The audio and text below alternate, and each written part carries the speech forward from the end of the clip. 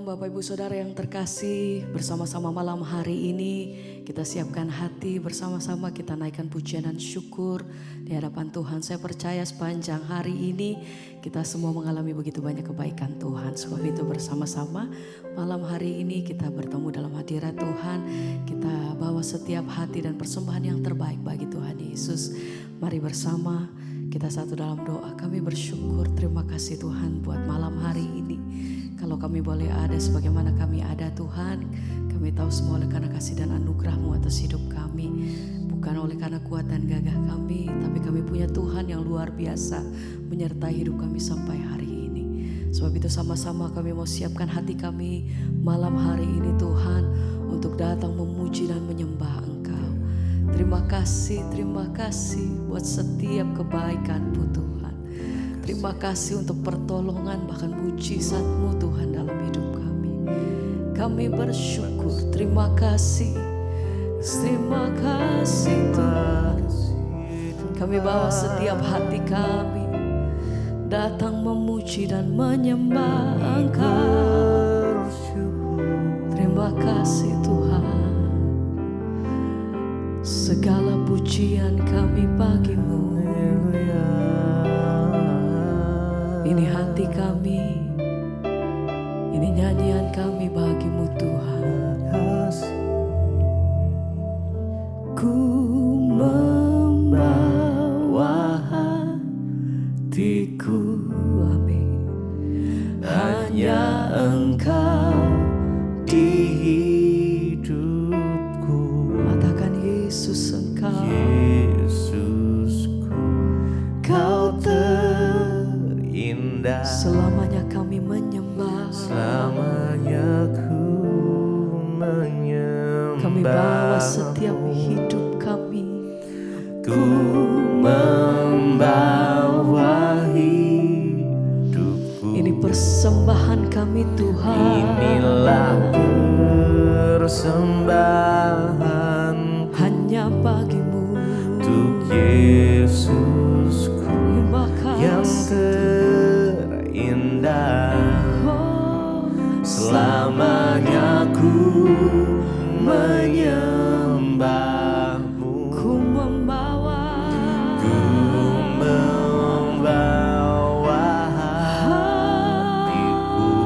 hatiku. Hanya Engkau di hidupku. Panggil namanya Yesusku, Kau terindah. Selamanya ku menyembah. Kami bawa setiap hidup kami. Ku membawa Ini persembahan kami yang terbaik bagi-Mu. Inilah persembahanku untuk Yesusku. Yesusku, Kau terindah. Selamanya ku menyembah-Mu, Yesus. Kami bawa hatiku, kami bawa pujian bagi-Mu Tuhan. Biar segala hormat hanya bagi-Mu. Sebab Engkau yang kudus, yang layak terima setiap pengagungan dari mulut lidah bibir kami. Kami percaya anugerah-Mu melimpah atas hidupku, kemurahan-Mu atasku Tuhan. Oh, ku membawa hatiku. hanya Engkau, Hanya Engkau di hidupku. Yesus. Oh Yesusku, Kau terindah. Selamanya kami menyembah. Kami bawa hidup. Ku membawa persembahan kami bagimu Tuhan. Inilah persembahanku untuk Yesusku yang terindah. Selamanya ku menyembahmu, membawa hatiku, ku membawa hatiku hanya Engkau, hanya Engkau di hidupku. Oh Yesus, hanya Yesus, Kau terindah. Selamanya ku menyembahmu, Ku bawa hidupku, membawa hidup. ini persembahan kami bagimu. Inilah Yesus. persembahanku Haleluya, untuk Yesusku yang terindah. amin. Selamanya ku menyembahmu,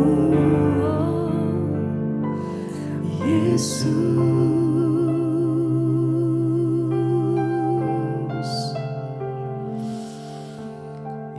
Terima kasih Tuhan, sungguh baik Engkau, teramat baik atas hidup kami. Bersyukur, terima kasih Tuhan. Terima kasih Bapa buat kasih-Mu, pengorbananmu atas hidup kami, bukti kuasa kasih-Mu Tuhan atas setiap kami. Terima kasih Yesus, ini hidup kami. Sebab Engkau terlebih dulu memberikan hidup-Mu atas setiap kami Tuhan, pengorbanan-Mu Tuhan atas setiap kami. Sebab itu hati kami bersyukur. Terima kasih Tuhan, terima kasih Bapa.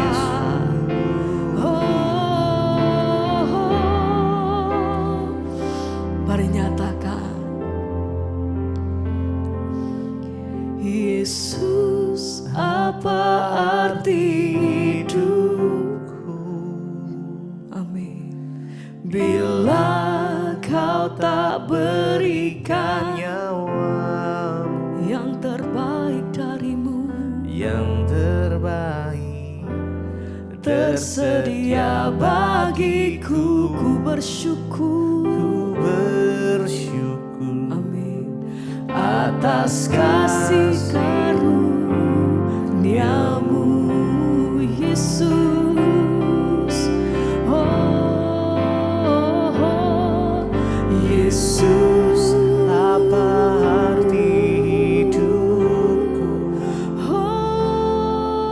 bila Kau tak berikan nyawamu yang terbaik tersedia bagi setiap kami. Kami bersyukur Tuhan ku bersyukur atas kasih-Mu, atas kasih-Mu Yesus. Yesus, apa arti hidupku bila Kau tak berikan nyawa yang terbaik darimu Tuhan, yang terbaik tersedia bagiku, ku bersyukur atas panggilan-Mu. Haleluya, Yesus, apa panggil arti namanya. hidupku Oh, bila Kau tak berikan nyawamu amin Tuhan. yang terbaik Tersedia bagi setiap kami. bagi Sebab itu hati kami bersyukur Tuhan. ku Terima bersyukur kasih atas kasih karunia-Mu kurniamu. Kami bersyukur, terima kasih Tuhan, oleh karena kasih dan kuasa-Mu Tuhan, darah-Mu itu yang menebus setiap kami. Kami peroleh anugerah keselamatan hari ini, semua oleh karena kasih dan kesetiaan Tuhan dalam hidup kami. Ajar hati kami bersyukur dan selalu berseru kepada Tuhan Yesus, hanya kepada nama-Mu Tuhan.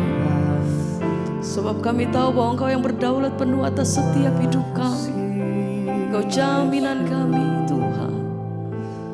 Terima kasih Bapa. Oh, mari bersama katakan, Yesus, apa arti hidupku ya Tuhan, bila Kau tak berikan nyawamu yang terbaik.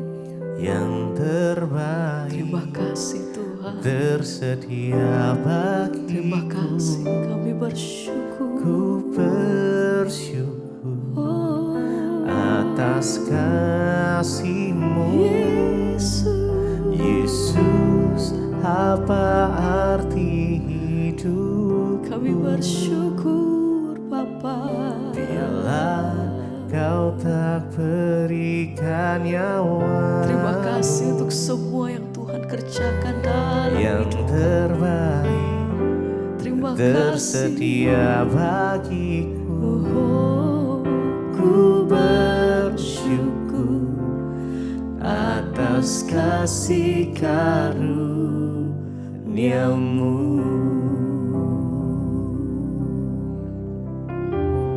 Mari rasakan kasih-Nya mengalir.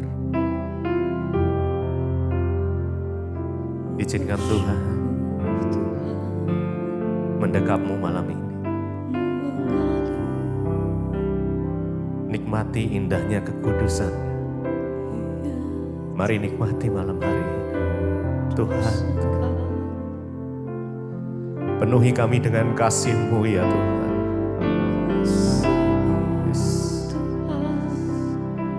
Yes. Jesus. Kami mau diam di hadirat Tuhan, menikmati indahnya kasih-Mu ya Tuhan, menikmati indahnya hadirat-Mu. Jesus, Jesus, Jesus. Ya. Yes.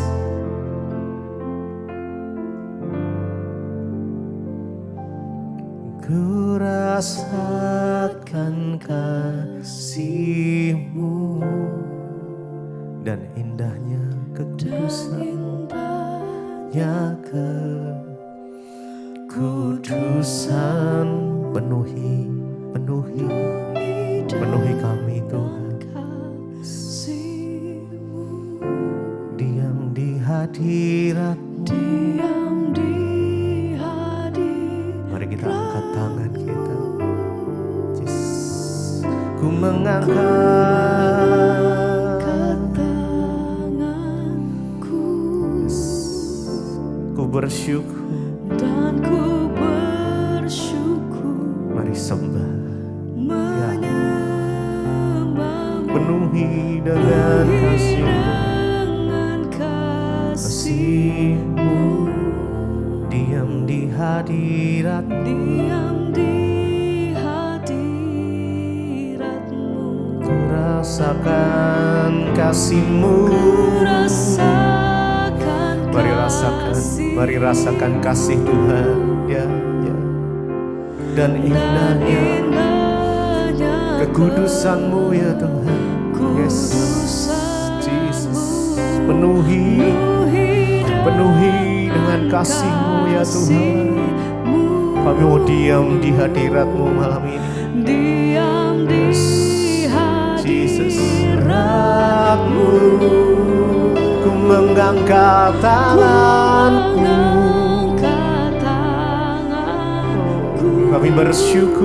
Kami bersyukur Tuhan. Dan Yesus, Yesus, menyembah, penuhi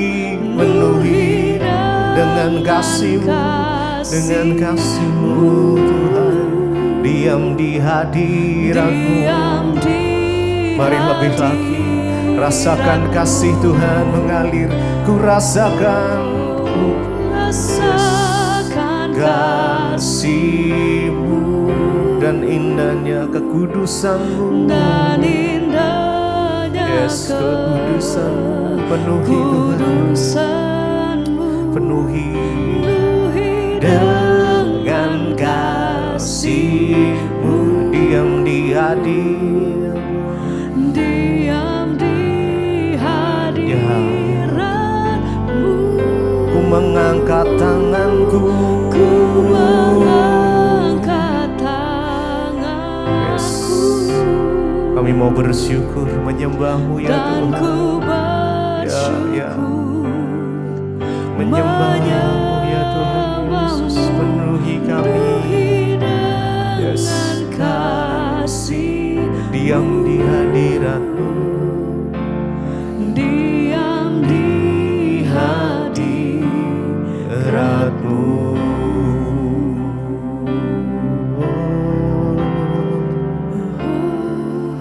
Mari datang malam ini, datang pada Tuhan malam ini. Mari izinkan Tuhan menjamah-Mu. Yes, Jesus. Terima kasih Tuhan, terima kasih buat hadirat-Mu ya Tuhan. Kami mau diam, kami mau tenggelam di dalam hadirat-Mu ya Bapa. Jesus, Your presence Lord. Hadirat-Mu ya Tuhan, Holy Spirit. Terima kasih Jesus. Makasih Tuhan. Ku rasakan kasih. Mari dengan lembut, mari rasakan kasih Tuhan. Yes. Indahnya kekudusan-Mu ya Tuhan, menuhi dengan kasih. Yes. Menuhi kami Tuhan. Diam di hadirat-Mu, kami angkat tangan kami. Yes. Mari angkat tangan.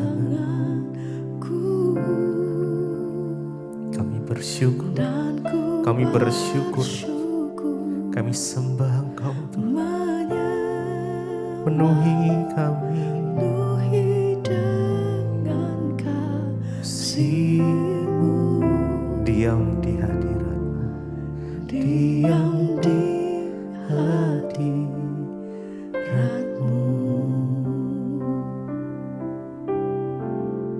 Cara bagi setiap kami, sampaikan isi hati-Mu Tuhan bagi kami. Urapi hamba-Mu yang tidak ada apa-apanya Tuhan. Kami buka hati kami bagi firman-Mu. Dalam nama Tuhan Yesus. Haleluya. Amin. Silakan duduk Bapak Ibu. Shalom. Tuhan hari-hari ini sedang berbicara untuk kita semua umatnya dan juga gerejanya. Amin. Dan saya yakin kita semua yang datang ke tempat ini pasti kita rindu untuk mendengar suara Tuhan. Yang rindu dengar suara Tuhan, angkat tangan. Ya, kita rindu untuk mendengar suara Tuhan. Dan hari ini saudara, saya berdoa apa yang Tuhan taruhkan untuk jemaat di tempat ini. Dan kita akan sama-sama, dan saya yakin juga ini menjadi berkat bagi semua, karena nanti akan disiarkan secara online. Hari-hari ini kita ada di tengah bangsa yang Bapak Ibu, kita perlu banyak berdoa buat bangsa kita dan juga keadaan hari-hari ini. Ya, memang Alkitab berkata di akhir zaman akan datang masa yang sukar. Tetapi jangan sampai ya sudah memang masa yang sukar, ya lalu kesukaran demi kesukaran terjadi itu karena kesalahan kita. Nah, hari ini kita mau belajar dari satu kisah di dalam Alkitab ya, bagaimana orang Israel itu terus ditegur oleh Tuhan ya lewat nabi-nabi Tuhan. Dan hari ini saya ambil firman Tuhan dari Amos saudara. Ya.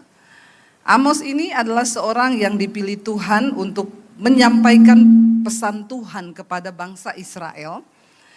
Ya, dan Amos adalah salah seorang, dia peternak domba. Dia bukan dari keturunan nabi atau mengikuti pendidikan nabi pada waktu itu. Tapi Amos ini orang biasa, orang awam yang dipilih Tuhan. Dia seorang peternak domba di Tekoa. Dan dia disuruh Tuhan berbicara kepada Israel pada zaman Usia, Raja Yehuda, saudara. Ya, dan itu dalam zaman Yerobeam, anak Yoas, Raja Israel. 2 tahun sebelum gempa bumi dikatakan di sana. Apa yang Amos sampaikan yaitu teguran, nasihat, dan seruan untuk bangsa itu bertobat kembali kepada Tuhan. Pada waktu di zaman Amos ini ya, keadaan bangsa itu mereka cukup makmur, ya mereka itu juga ya kalau dibilang tolak ukur dari kemakmuran itu diberkati Tuhan, disertai Tuhan, ya orang berkata seperti itu. Tapi hari itu keadaan politik di bangsa itu tidak baik-baik saja karena banyak terjadi penyimpangan, orang miskin ditindas ya. Para pejabat hanya memikirkan diri mereka sendiri, banyak yang korupsi, banyak yang ya kurang lebih seperti di bangsa kita lah ya. Jadi keadaan bangsa itu seperti itu. Belum lagi di dalam rumah Tuhan, saudara. Ya, dari mulai politik, keadaan masyarakat sampai ke rumah Tuhan. Pada waktu itu orang-orang datang ke Betel, ke Gilgal tempat mereka mempersembahkan korban. Tapi di sana juga terjadi banyak kecurangan, penyembahan berhala di tempat yang harusnya itu menjadi tempat kudus tapi sudah tidak kudus lagi. Bagaimana mereka memperdagangkan korban dengan harga yang tinggi sehingga orang miskin mau datang beribadah kepada Tuhan itu sangat sulit karena beli korban itu mahal. Mereka nggak bisa mempersembahkan korban untuk menghapus dosa, semua dinilai dari uang. Bahkan di tempat kudus pun sudah tidak ada kekudusan. Dan mereka masih tetap beribadah pada waktu itu, saudara.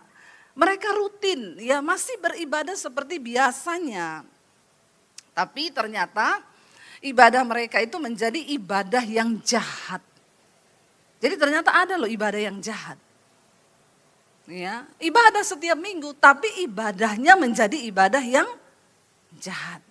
Mari kita lihat bersama Amos pasal yang keempat, ayat yang keempat, saudara. Kalau saudara punya Alkitab yang ada judulnya, ada temanya, Amos 4 ayat 4 dikatakan ibadah orang Israel adalah ibadah jahat. Ya, ibadah orang Israel adalah ibadah jahat. Kenapa bisa disebut ibadah jahat, saudara? Nanti kita akan belajar. Ayat 4 dikatakan datanglah ke Betel dan lakukanlah perbuatan jahat. Ya, padahal Betel itu tempat orang datang beribadah, mempersembahkan korban. Rumah Tuhan Betel itu. Ya. Tapi dikatakan Tuhan berfirman lewat Amos, "Berdatanglah ke Betel dan lakukanlah perbuatan jahat. Ke Gilgal dan perhebatlah perbuatan jahat." Gilgal juga adalah salah satu tempat ya di mana ketika orang Israel keluar dari tanah Mesir menyeberangi sungai Yordan, mereka tiba di Gilgal dan di situ Tuhan menguduskan mereka, disunat semua orang yang tidak bersunat, dikuduskan umat itu sehingga di situ menjadi satu tempat di mana orang Israel berjumpa dengan Tuhan, beribadah kepada Tuhan dan mereka mempersembahkan hidup yang kudus kepada Tuhan. Tapi hari itu Tuhan berkata lewat Amos, pergilah datanglah ke Betel, lakukan perbuatan jahat, pergilah ke Gilgal, perhebatlah perbuatan jahat. Kita berdoa saudara, supaya hari-hari ini ibadah kita menjadi ibadah yang berkenan, bukan ibadah yang jahat. Ya, seringkali tanpa disadari.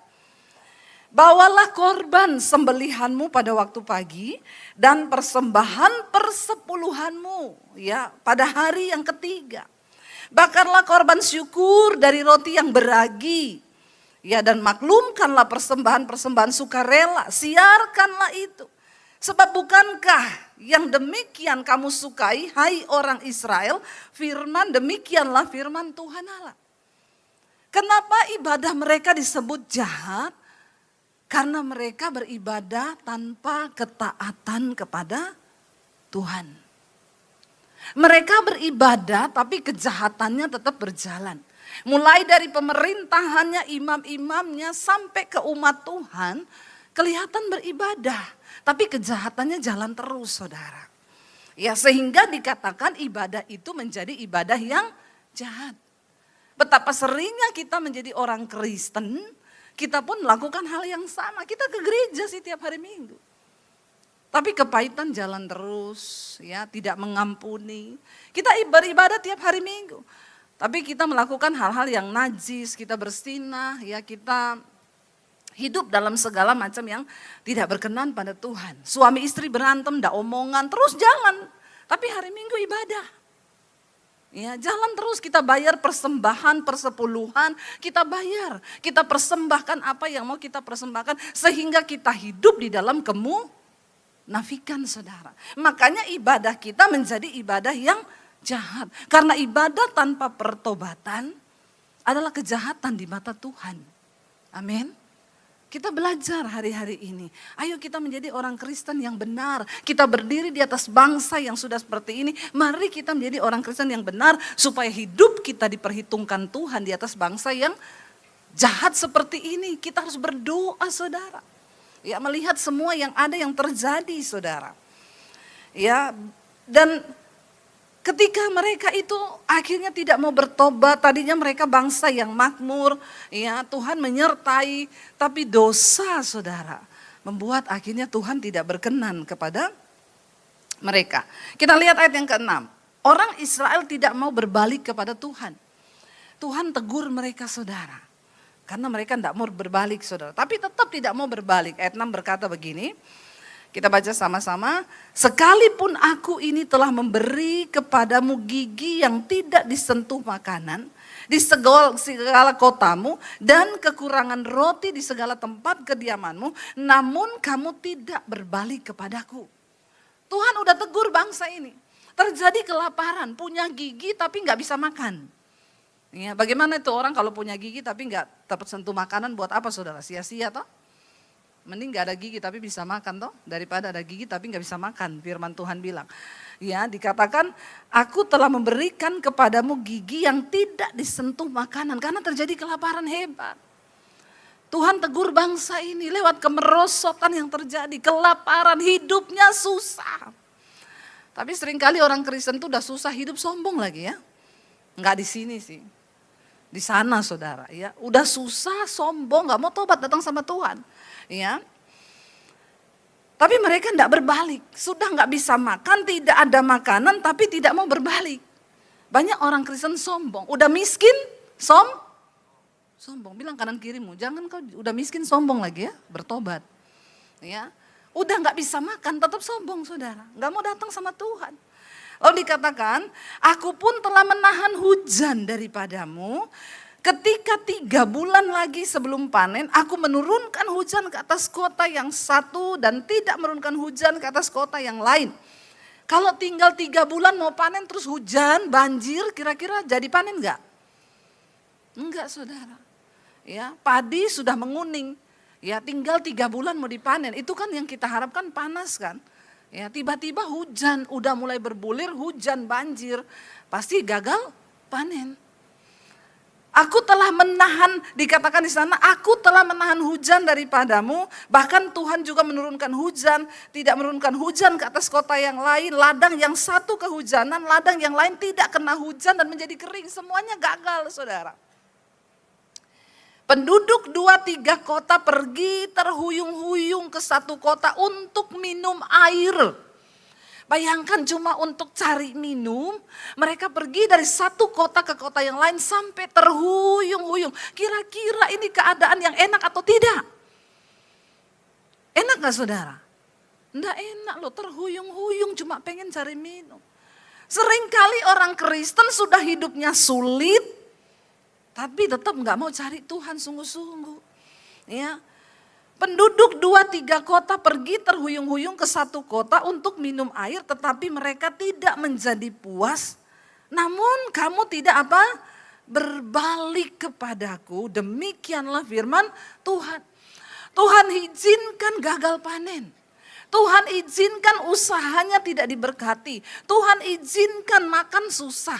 Tuhan izinkan mau minum aja susah. Semua keadaan menjadi sulit. Tapi tetap tidak mau bertobat. Mencari Tuhan, saudara. Ya, makanya ibadah mereka menjadi jahat di mata Tuhan. Dikatakan di sana ayat 9. Aku telah memukul kamu dengan hama dan penyakit gandum. Telah melayukan tanaman-tanamanmu dan kebun-kebun anggurmu. Pohon-pohon ara dan pohon zaitunmu dimakan habis oleh belalang. Namun apa? Kamu tidak berbalik kepadaku. Demikianlah firman Tuhan. Udah usahanya bangkrut. Ya. Tidak ada penghasilan, kehilangan pekerjaan, mau makan aja sulit, tapi tetap nggak mau bertobat. Tetap nggak mau hidup menyenangkan Tuhan. Nggak cukup sampai di situ. Bangsa ini udah terhuyung-huyung, saudara. Ayat 10 dikatakan begini, aku telah melepas penyakit sampar ke antaramu. Bukan hanya secara ekonomi dipukul Tuhan. Bukan hanya kehilangan pekerjaan, bukan hanya bangkrut, tidak ada penghasilan, juga mengalami keadaan sakit, saudara. Sudah dilepas penyakit sampar ke antaramu seperti kepada orang Mesir. Aku telah membunuh terunamu dengan pedang. Ya, terjadi perang, banyak kematian, saudara.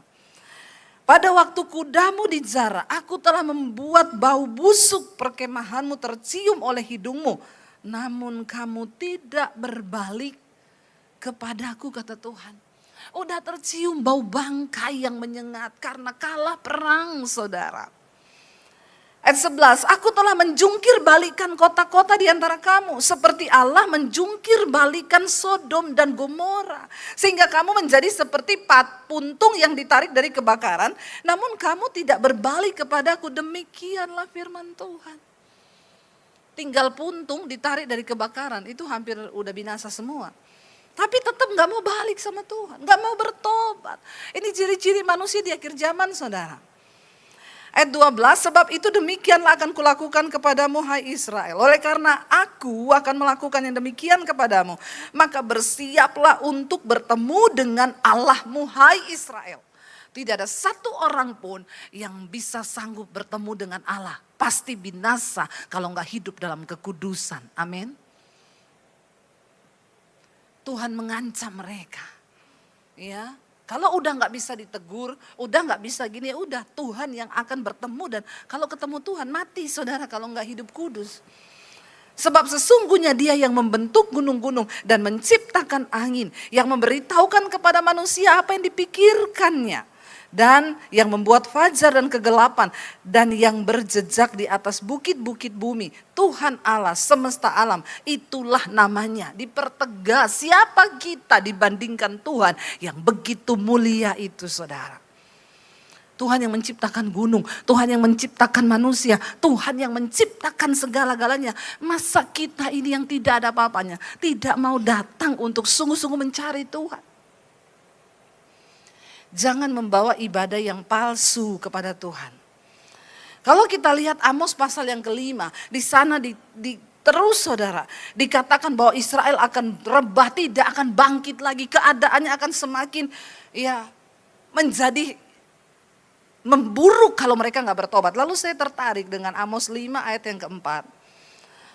Ini kuncinya, dikatakan, saudara, judul perikopnya Amos 5 ayat 4, jalan yang menuju hidup. Saya suka kalau membaca Alkitab tuh, kenapa? Setelah diberitahukan itu, kalau kamu nggak begini, kamu akan begini, maka jalannya ini loh, lakukan ini loh, supaya kamu itu hidup. Jalan yang menuju hidup dikatakan. Sebab beginilah firman Tuhan ayat 4, kepada kaum Israel. Apa di sana dikatakan? Carilah aku, maka kamu akan hidup. Ya. Carilah aku, maka kamu akan hidup, kata firman Tuhan. Ayat 5 dikatakan, baca bersama. Janganlah kamu mencari Betel, janganlah pergi ke Gilgal, dan janganlah menyeberang ke Beersheba, sebab Gilgal pasti masuk ke dalam pembuangan dan Betel akan lenyap. Ya, padahal tadi kita sudah tahu bahwa Betel itu adalah rumah Tuhan, Gilgal adalah tempat Allah menguduskan bangsa Israel, Berseba itu juga satu tempat di mana ya Tuhan ada monumen-monumen tentang kebangunan rohani, tentang tempat beribadah. Hari ini Tuhan mau berkata, jangan cuma pergi ke gereja kalau hidupmu tidak bertobat dan engkau tidak sungguh-sungguh mencari Tuhan terlebih dahulu. Ya, buat apa kau ke gereja kalau kau nggak bertobat? Buat apa kau mencari sesuatu yang hanya kelihatannya itu tempat beribadah? Kalau engkau tidak sungguh-sungguh mempersembahkan hidup dalam pertobatan, maka ibadahmu menjadi ibadah yang jahat di mata Tuhan, saudara. Hari-hari ini Tuhan sedang pisahkan orang-orang yang sungguh-sungguh beribadah dengan yang tidak sungguh-sungguh beribadah kepada Tuhan. Biar dia dapati kita ini menjadi orang yang sungguh-sungguh beribadah. Jangan pergi mencari Betel. Jangan pergi ke Gilgal. Ini adalah tempat-tempat mereka biasa beribadah kepada Tuhan. Tuhan melarang mereka pergi ke sana sebab itu sudah menjadi satu tempat rutinitas yang tidak lagi ada kuasanya. Justru ada dosa di sana. Kita berdoa, saudara. Biarlah kita menjadi orang-orang yang mencari Tuhan. Ya. Supaya apa? Ketika engkau pergi ke gereja, engkau mencari Tuhan, engkau ketemu Tuhan. Amin, saudara. Dikatakan carilah Tuhan, ya maka kamu akan hidup. Ada dua kata kunci, saudara. Carilah Tuhan, maka kamu hidup. Mencari Tuhan itu artinya apa? Kita cari kehendaknya, kita cari hukum-hukumnya, kita cari peringatannya. Jangan cuma datang ke gereja, tapi kau tidak cari kehendak Tuhan dalam hidupmu, amin. Kita hidup dengan kekuatan kita sendiri, kita hidup dengan karepnya kita sendiri, ya pokoknya ya wes lah. Ya Tuhan tuh cuma hari Minggu aja kalau ke gereja, setelah itu wes hidupku sendiri. Bertobat, ibadahmu menjadi jahat di mata Tuhan. Ayo cari kehendak Tuhan. Sekalipun itu bertentangan dengan daging kita, kalau Tuhan bilang ini loh kehendakku, lakukan. Ya, Tuhan bilang jangan kepahitan, ampuni. Ya Tuhan, aku tuh jengkel sama iparku, tapi karena firman-Mu suruh mengampuni, ya aku harus mengampuni karena aku ingin berkenan kepada Tuhan, ya. Orang yang mencari Tuhan, dia akan ketemu Tuhan dan dia akan menjadi pribadi yang hidup menyenangkan Tuhan. Kalau kau cuma pergi ke Betel atau ke Gilgal, belum tentu kau menjadi orang yang berkenan kepada Tuhan. Tapi kalau kau mencari Tuhan terlebih dahulu, engkau pergi ke gereja, ibadahmu menjadi ibadah yang berkenan kepada Tuhan, saudara. Itu yang Tuhan mau. Ada satu kesaksian dikirim ke saya di mesbah doa. Dia bilang, Bu, shalom, kami ini suami istri. Kami ini sudah menikah, kami Kristen, Bu, dari kecil. Tapi kami ini Kristen tanpa pertobatan. Ya jadi kami Kristen kalau Minggu tuh ke gereja. Tapi ya dosa jalan terus, rumah tangga kami ribut, berantem lah, saling maki, saling caci. Suami merokok, mabok, istri juga ikut merokok. Hidupnya tuh enggak karu-karuan. Kalau berantem tuh enggak bicara, sampai akhirnya mereka menikah. Dan sudah berapa tahun tuh enggak punya anak, saudara. Lalu mereka mulai minta didoakan, tujuannya itu cuma ingin punya anak, bukan cari Tuhan. Ya, mereka minta untuk didoakan, mereka rajin ke gereja, cuma supaya bisa punya anak, bukan untuk cari Tuhan. Ke gereja mereka, berdoa Tuhan beri kami anak, pulang berantem lagi, ribut lagi, maki-maki lagi. Pokoknya hidupnya gak ada pertobatan, sehingga juga kalau mereka ribut terus begitu kan usahanya gak diberkati, bikin pusing kepala, saudara. Ya ada sih orang-orang yang kerja tapi kepalanya pusing terus, ada gak di sini? Enggak ya, orang Semarang semua adem ayem ya. Amin, insya Allah.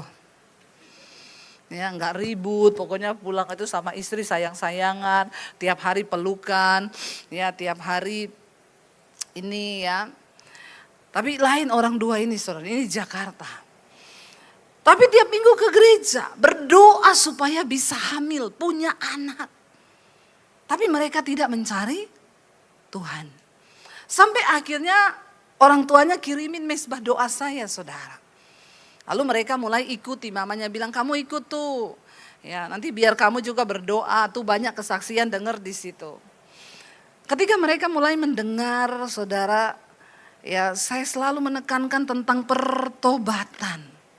Kita mau hebat dalam karunia, kita mau hebat bahasa roh, kita mau hebat pelayanan. Kalau tidak bertobat, percuma. Amin. Jadi mereka mulai ngerti ini, mendengar. Akhirnya suami istri itu dijamah Tuhan, dilawat Tuhan. Dan mereka berkata begini, udahlah ayo kita cari Tuhan. Ya, ketika kita mencari Tuhan, maka orang kalau mencari Tuhan, ketemu Tuhan, kerinduan hatinya adalah hidup menyenangkan Tuhan. Bukan lagi hidup menyenangkan diri sendiri. Lalu ketika mereka mulai ketemu Tuhan, hidup mereka diubahkan. Suaminya berhenti rokok, berhenti minum, berhenti mabok. Dia sayang sama istri, istri juga berubah menjadi istri yang tunduk sama suami. Rumah tangganya itu juga jadi seperti surga. Bahkan mereka berkata begini, Tuhan kami tidak punya anak pun tidak apa-apa. Kami menemukan Tuhan. Orang itu kalau menemukan Tuhan beda saudara. Sama nih tidak punya uang, sama-sama tidak punya uang. Tapi tetap ada damai. Enggak percaya nih. Ini enggak percaya loh Pak, jemaatnya dibilang enggak punya uang ada damai sejahtera, ini bertobat ya. Baru saya ngomong udah enggak bertobat. Orang kalau ketemu Tuhan, biar enggak punya uang tetap damai. Terpaksa enggak ini? Ya, apa iya toh Bu? Ya, saya sama suami itu di mobil nyetir, kita tuh sambil ngobrol. Suami saya selalu bilang, ingat gak dulu saya, kita tuh naik motor loh. Kemarin kita kan nyetir dari Jakarta ke Solo. Terus cerita-cerita, terus suami saya bilang gini. Saya bilang ini sudah sampai mana? Sudah sampai di Batang. Terus ingat gak dulu? Kenapa? Waktu kita naik motor. Ya sampai di Batang itu kita udah lapar loh. Tapi gak punya uang dari Jakarta ke Solo itu. Ya, kita gak berani makan karena uang itu hanya pas untuk bensin motor. 200.000. Tapi sampai di Batang kita berhenti di pom bensin, ya bukan lewat tol ya, lewat jalan biasa nih 18 jam Jakarta Solo. Akhirnya suami saya bilang udah deket say, bensin sudah penuh, ada uang sisa. Kita makan yuk, kita makan bakmi tek-tek itu di pinggir jalan di depan pom bensin waktu itu. Saya ingat.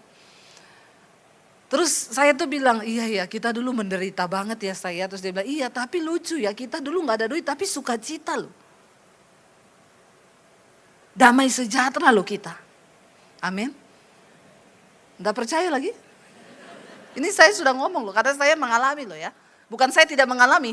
Jangan saudara bilang, Allah Bu Dewi itu pret.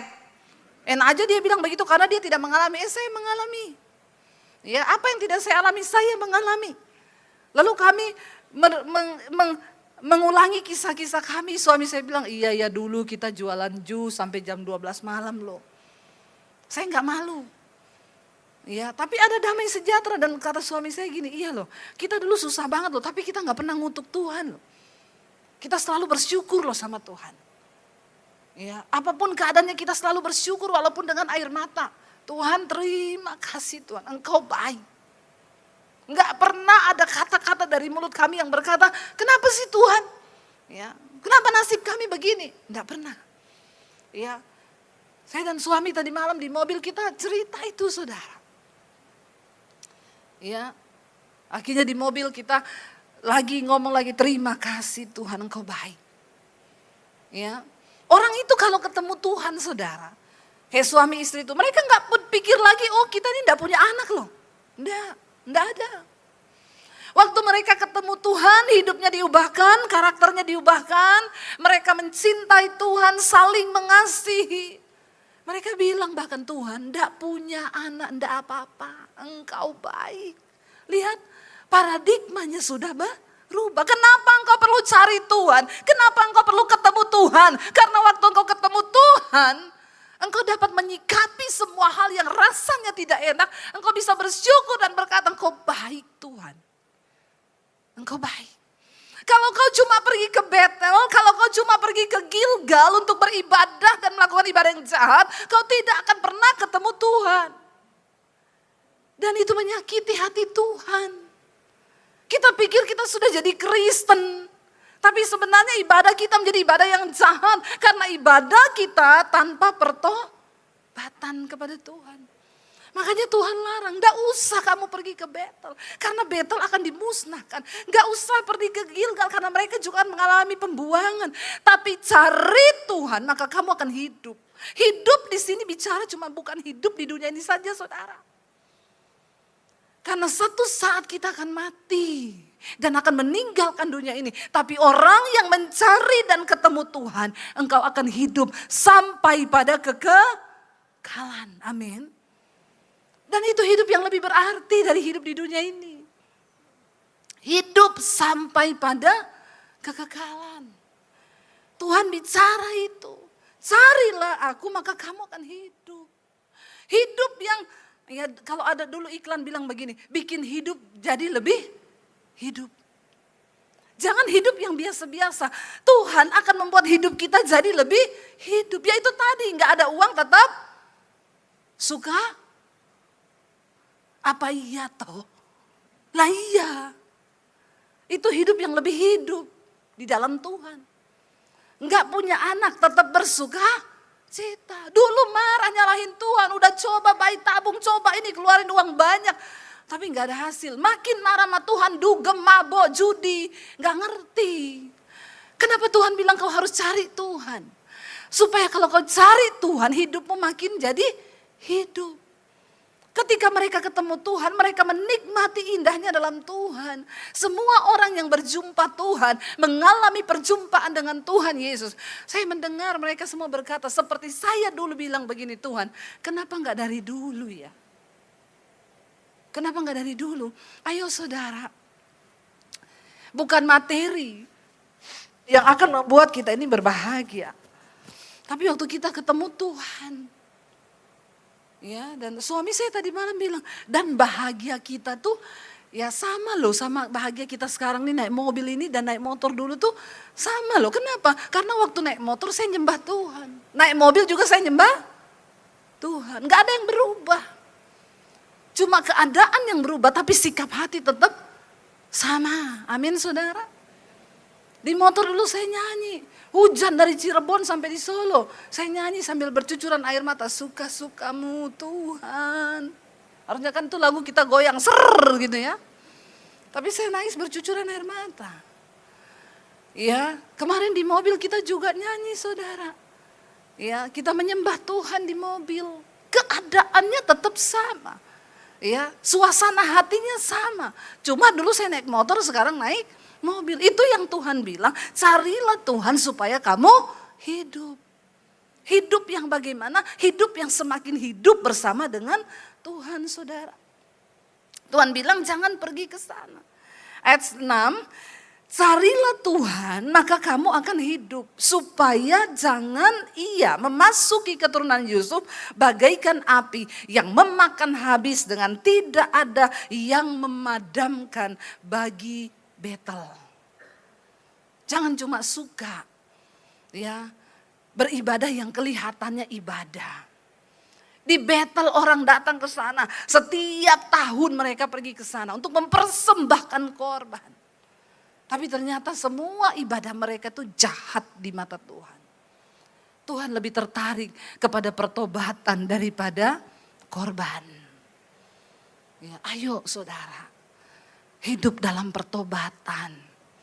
Ya, ayo kita sungguh-sungguh membangun pertobatan dalam rumah tangga kita. Ya, dulu waktu masih miskin saling mencintai.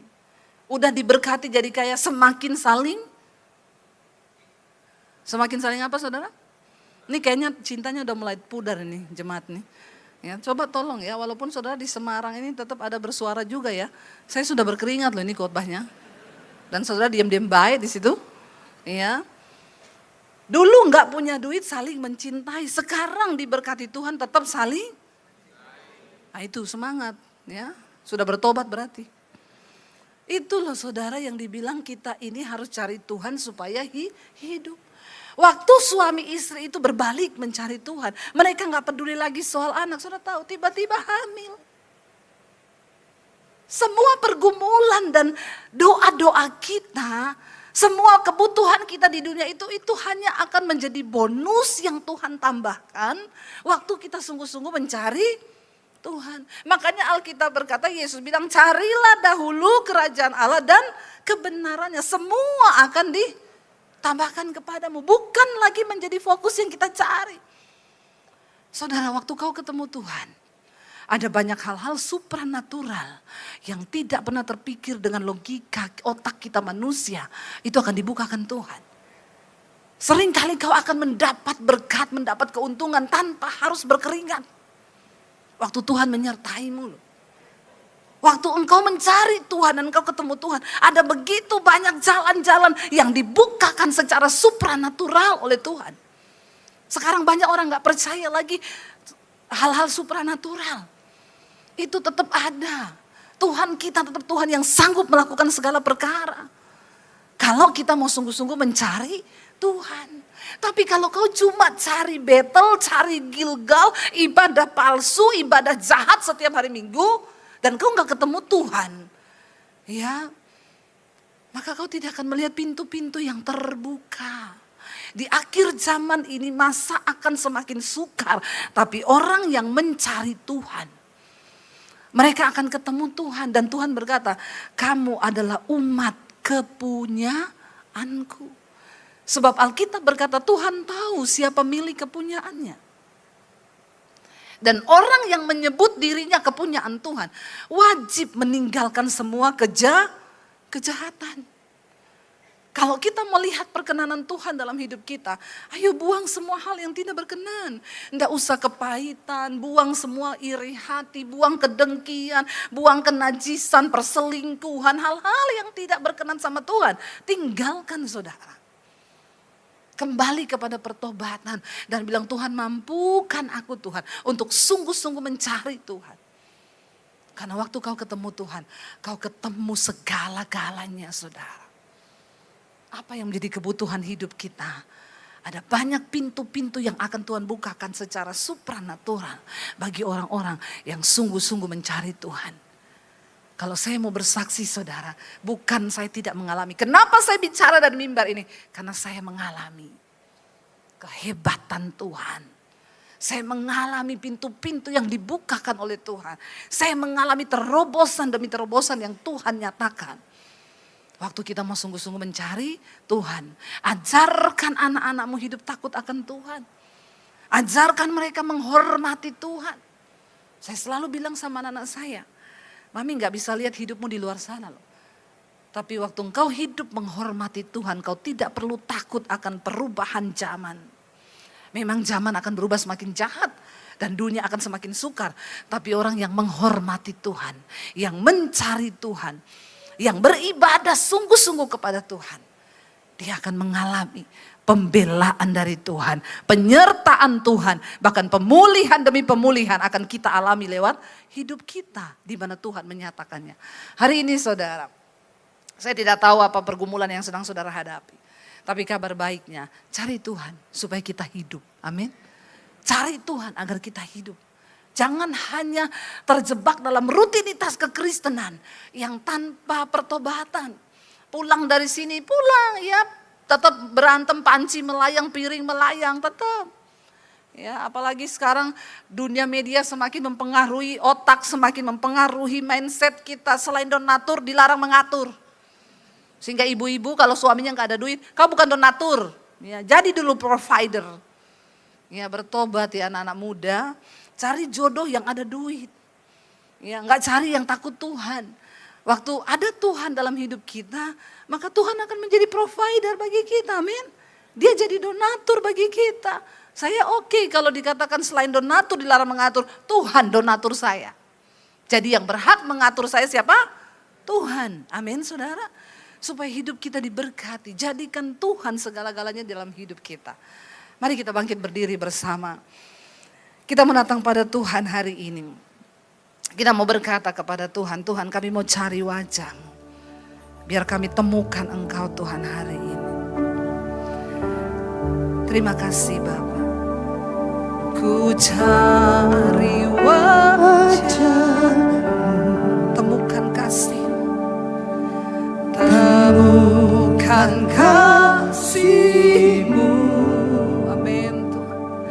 Kau bukan Tuhan yang jauh dariku. Ku panggil namamu Yesus. Lebih lagi. Kami cari wajah-Mu Tuhan. Kami mau berjumpa dengan Tuhan secara pribadi. Kami mau berjumpa dengan Tuhan untuk memberi persembahan hidup kami. Kami mau berjumpa dengan Tuhan supaya ibadah kami menjadi ibadah yang berkenan di mata Tuhan. Engkau sumber segala-galanya di hidup kami, Tuhan. Engkau sumber kehidupan. Yes, Lord Jesus.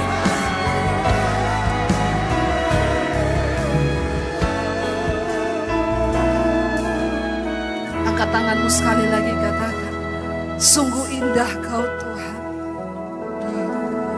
Sungguh indah Kau Tuhan. Kenapa kita harus ketemu pribadi dengan Tuhan, saudara?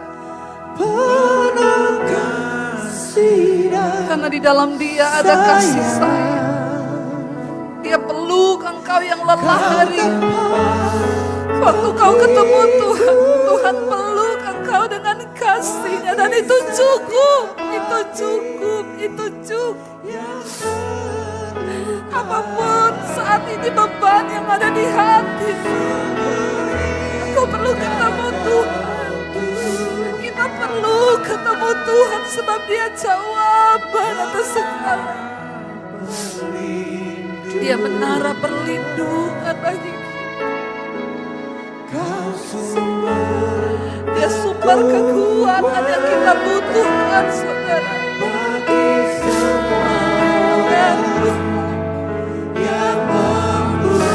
Mari buka hati dan tanganmu Bapak Ibu.